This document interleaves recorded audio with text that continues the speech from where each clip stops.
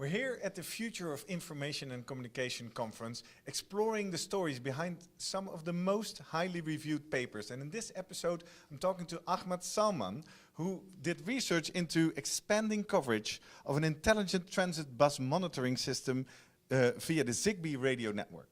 Let's start with the first part, Ahmad. Intelligent transit bus monitoring, what is that all about? So what we wanted to do at James Madison University is that the students and the staff and faculty, they really rely on the bus system in order to go around campus. And we wanted to monitor to see how efficient this system is, how does it help students.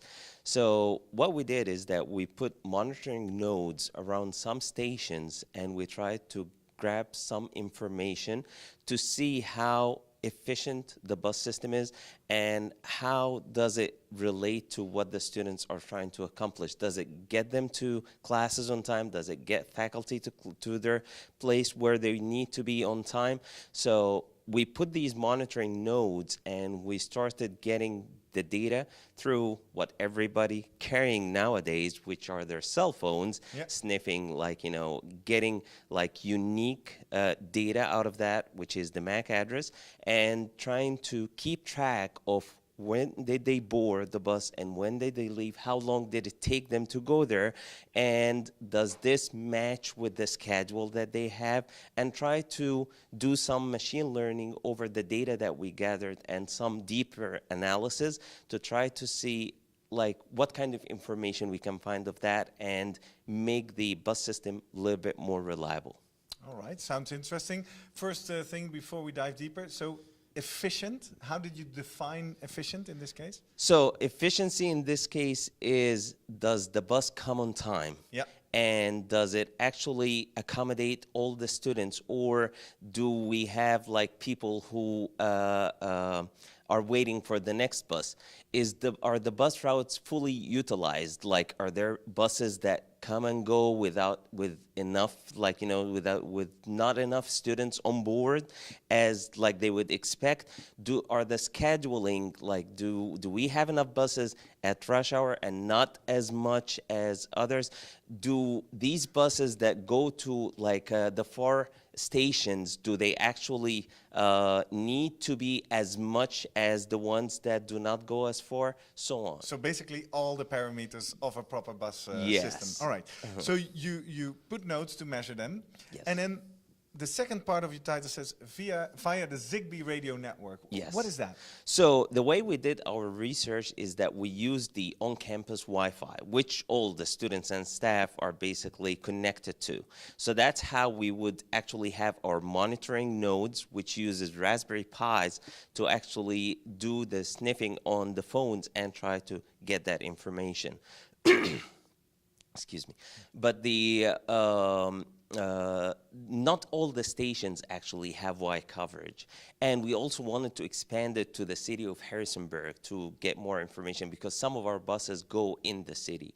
So in order to expand that, to get to the dead spots that do not have Wi-Fi coverages, we needed like a low power and a low cost solution that would give us that expansion. And this is where the ZigBee, like, you know, came in place. These are like, they provide you with the connectivity that you need, and they create long-range connectivity up to 80 meters between the ZigBee nodes themselves, with a minimal power consumption compared to other solutions like Bluetooth or Wi-Fi solutions. So that's what we entered here in order to expand our system, not to only cover the 7 stations that we originally had, but to add more stations and get more valuable data.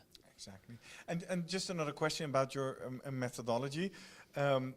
You relied on the infrastructure. Another way could have been to actually get all the students and staff to download an app and kind of help you tracking actively. Why did you choose for this method? That's a very excellent question, actually.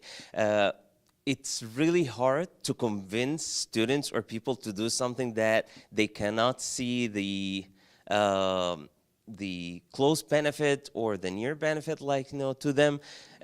So we had to rely on something that they are already using and they are already utilizing. If we did not do that, we would have lost a lot of data that we gathered. Just in 4 weeks of, through the method that we currently do, just in 4 weeks of gathering data, we gathered more than 2.5 million rows of data. Wow. Yeah. And that's what you were aiming for in order to use the AI properly. Yeah, it's actually like way more than we needed. We had to dig, we had to put the human factor in doing initial analysis before we give it to the machine, and that did more thorough analysis and try to parse the data the way we wanted. So yeah, this is really valuable information, and I don't think we would have got even quarter of that if we would have made it through an app or something that we would have relied to the human factor to initiate that. All right, interesting for others to learn from. Now let's jump into your findings and conclusions. What is the key takeaway from this research for you? Well, we had first we had a big challenge in protecting the privacy of the people, when we were collecting data from them, because gathering. Could you trace individuals? We could trace individuals. That was a big thing in our research, that we wanted to make sure that the privacy is protected. So instead of actually gathering the MAC addresses right away, we included hash functions, which does not actually get the data itself. Instead, it hashes the value so that you do not keep the actual MAC address, but it's still unique. You can still know who jumped on that bus, because we wanted to know students who are, for example, on the Tuesday, Thursday classes, we want to make sure that they are taking that, that's the same person who took that. But we don't want to find the identity of that person or trace it back to them. That's why we did not, store any MAC address value. Instead, we stored hashed value of that. And we did encryption on top of that, so that if anybody else is sniffing on our system, they cannot get the data. What did we get out of that is that we got some interesting findings about how the students are using the bus. And what we wanted to do is that to give that to the people who are scheduling the system, so that they get better information, and even incorporate that into the students as they are registering for classes. So that, for example, if they're registering for a class on one side of campus and their next class is on the other side of campus, they will get notification that this will take you around 9 minutes if you're using the bus to go there, so that they would know when they are scheduling classes what they're getting into, whether this is feasible or not. And we found out that also that some buses that are not being fully utilized, and they could have had better routes, that they could gone a different route, which was much needed at the time. So you collected a lot of insights that people can use better. Was your data and your insights, were they immediately trusted by these people?